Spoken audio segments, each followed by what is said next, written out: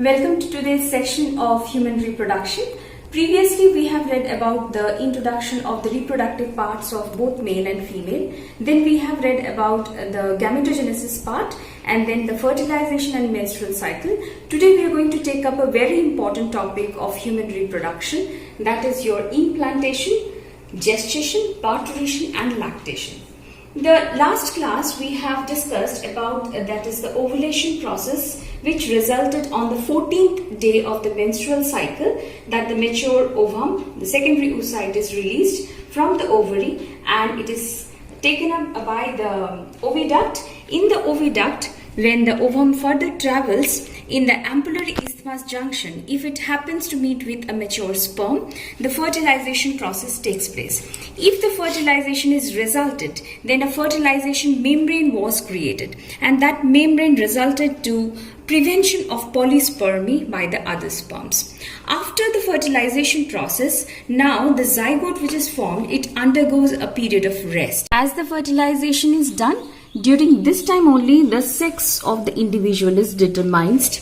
Soon after the period of rest, the zygote now starts cleavage or division. Now when it starts cleavage or division, it results into formation of at first two cells. Now these cells which are formed inside this is known as your blastomeres. This will be called as your blastomeres.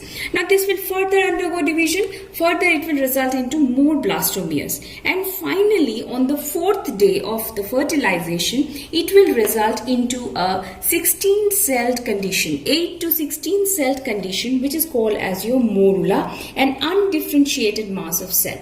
Now this morula further undergoes differentiation to form two layers of cells and inside a cavity. Now the outer layer is known as your trophoblast cells, and the inner layer of cells they converge to a point and they are called as your inner cell mass, which is embryo proper, which is going to form the embryo in the future.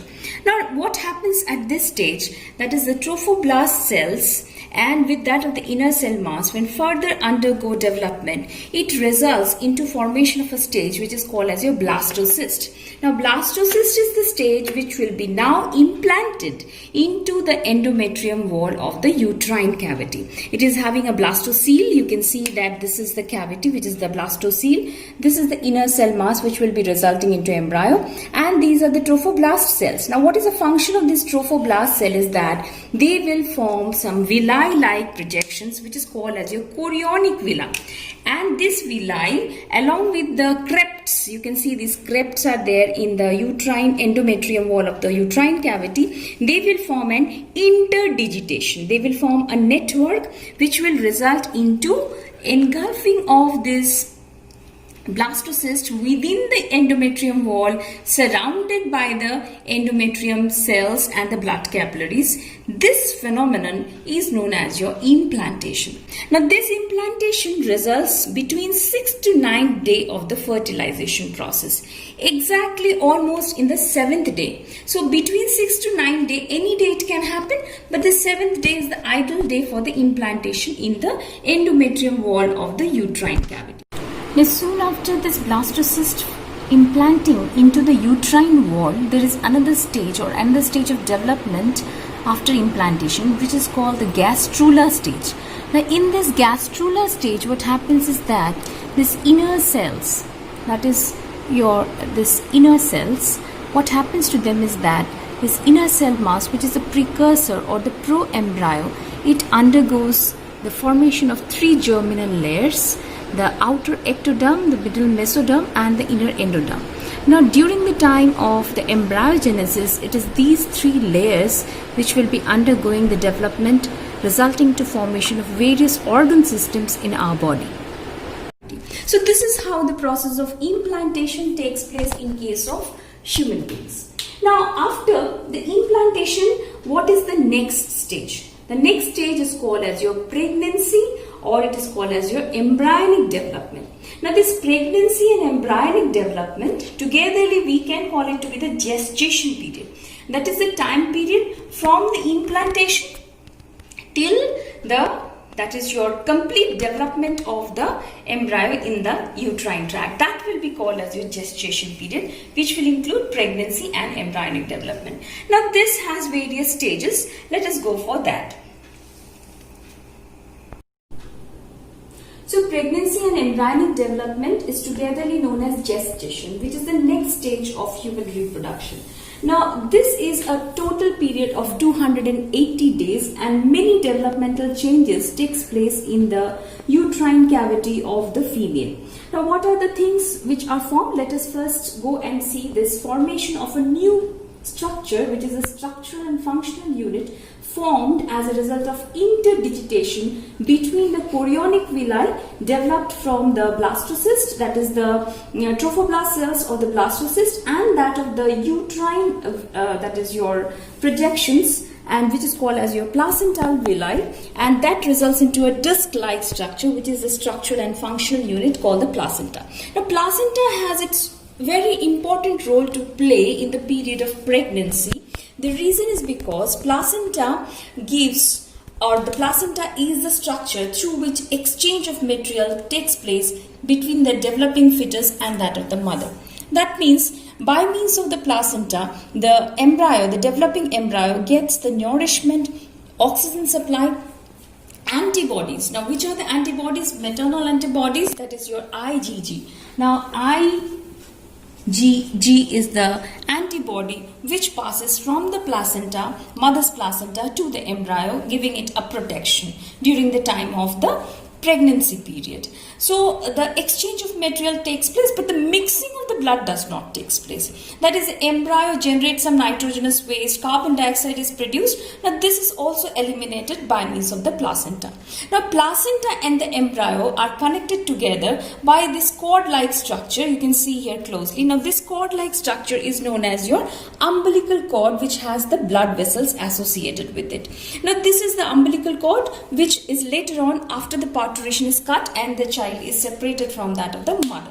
Now this is the you can say the structural unit or the function of the placenta, that is exchange of the nutrients or the exchange of the removal of the waste materials, or the that is your antibodies are also given to the developing embryo for its growth and development. Sometimes if the mother is suffering from some kind of infectious disease, there is a possibility that it can also pass through the placenta to the embryo. Like if mother is HIV positive, in that case there is a chances that the HIV can infect the developing embryo.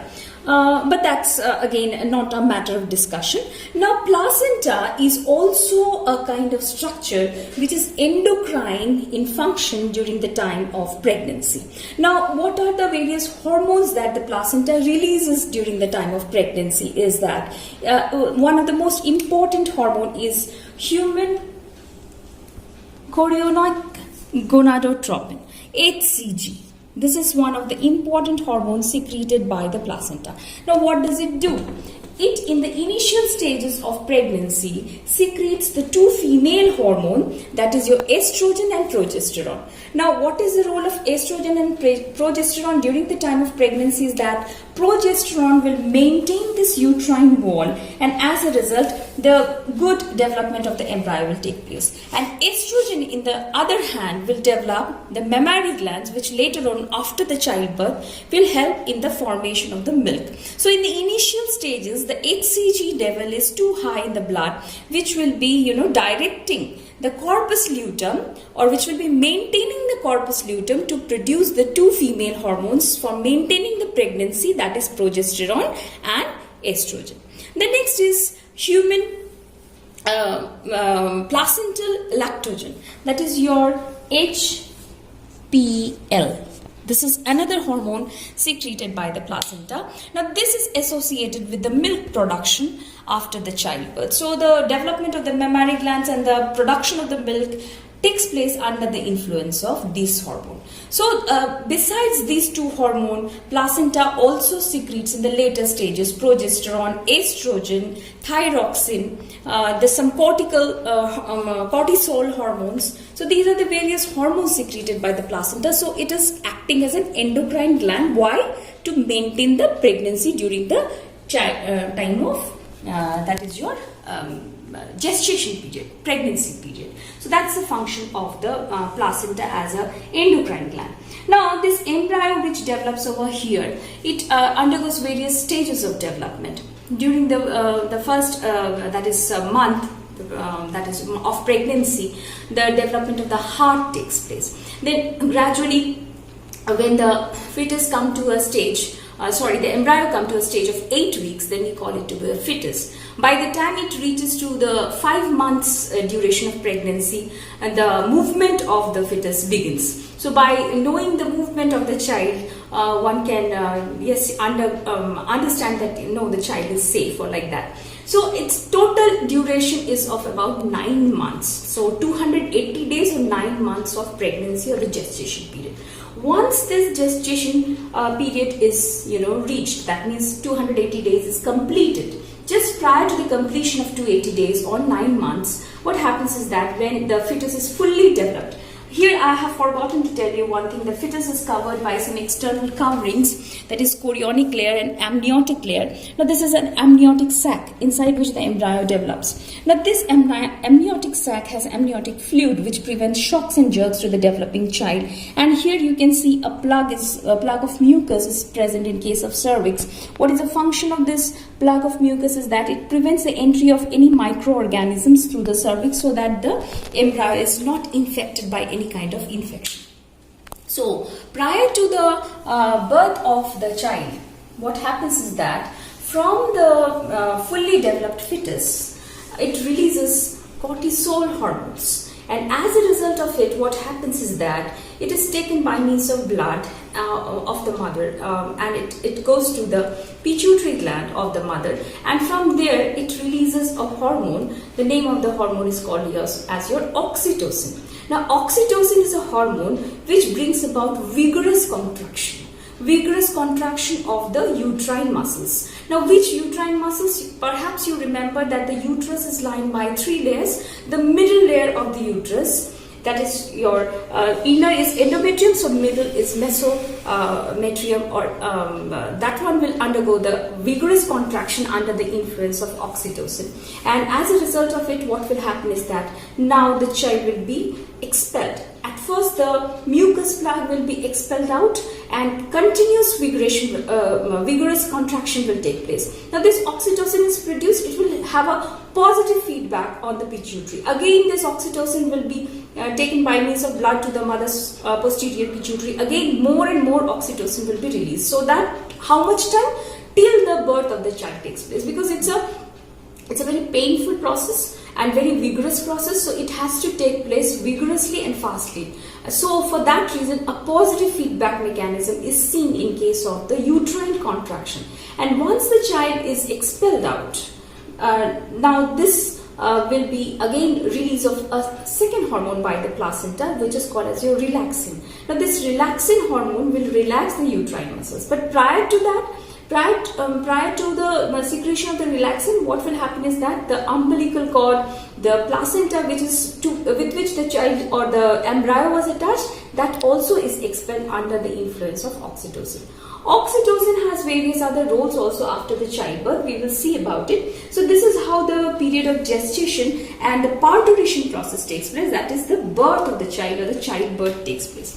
Now parturition and lactation we will be now going through. Now parturition is induced by the complex neuroendocrine mechanism. Why this word has been used, neuro and endocrine? The reason is because here the secretion of the endocrine glands and the neuro means, see there is hypothalamus, perhaps you remember. The hypothalamus releases certain releasing factors, isn't it? Now these releasing factors guide the pituitary gland to secrete its hormones. But perhaps you don't know that hypothalamus also makes certain hormones, and two such hormones is vasopressin and oxytocin, which directly it produces, and by means of neurons it gets stored into the posterior pituitary lobe of the pituitary gland.